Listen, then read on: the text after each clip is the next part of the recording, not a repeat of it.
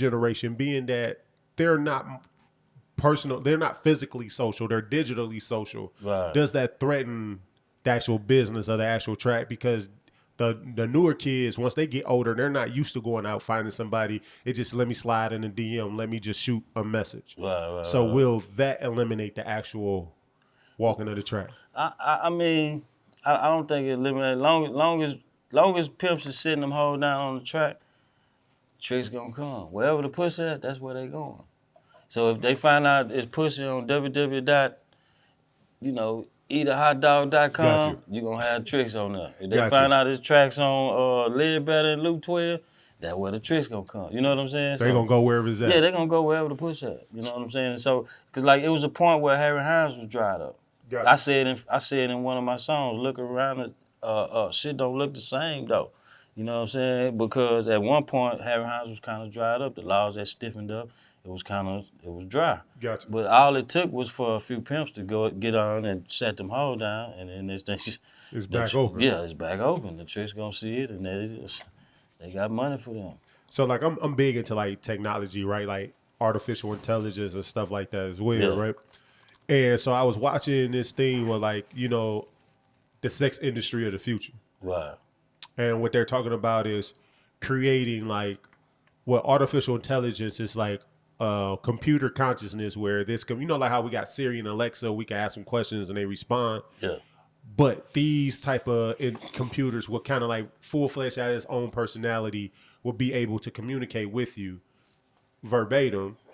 But also, how like you look at sex toys now, how it's becoming more human. Yeah. And so now they're putting this artificial intelligence, pretty much what they're saying in the future, in the next 10 to 15 years, to kind of combat sex trafficking. You actually have sex robots with artificial intelligence.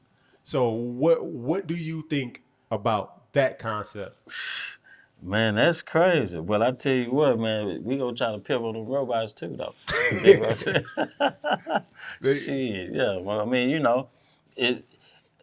One thing about the technology, man, as the technology grow, it allows us to grow too. So I feel like, we'll always adapt. You know what I'm saying? The pimp been there since the beginning of time. Since the hoe been there, pimping been right there. So as it evolved, we'll find a way to. Because COVID was a good, it was a good example. Because when COVID hit, it was a lot of us that wasn't, prepared. Absolutely. But like I said, you had to put your poop in the group. You had to get your shit together. You had to get prepared. So it's it's either gonna bring it out of you, or if it ain't in you, and it just ain't in you. So you're gonna be on the sideline. How did P survive during like COVID? Like for the older ones, when people not really out. I'm quite sure people back out now. They didn't kind of got over and got braver. Right, but in the beginning, when everything was shut down and nobody knew what it really was. Right.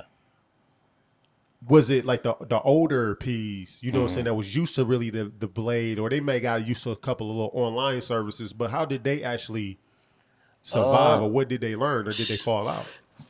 Hopefully they had their stuff together. If they had money saved and you was in a position to where you didn't have to, pretty much put your work out there in harm's way. Yeah. And as far, and I mean like, having them out there every day, unprotected, not safe, things like that. If you was able to do, keep your stable protected, you understand what I'm saying, and be able to, either keep them protected and have them working, or sat them down because you had money to chill and kind of wait it out and see what's going on.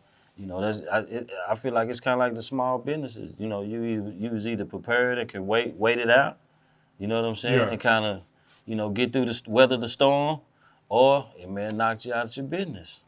You know what I'm saying? It may have had you going back to selling weed or whatever it was you were doing before you had that hoe. You know what I'm saying? I don't know. Did you see any of them fall bad? Like, was the world really impacted just like small business world, where a lot of people was like, man? Oh yeah.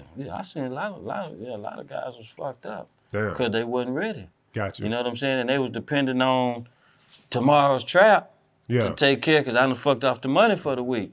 Gotcha. And we got the news, clubs closed. Yeah. So, anybody that was expecting to go to the club tomorrow to get that money, they couldn't go. So if rent was due or whatever was due, you just kind of lost out.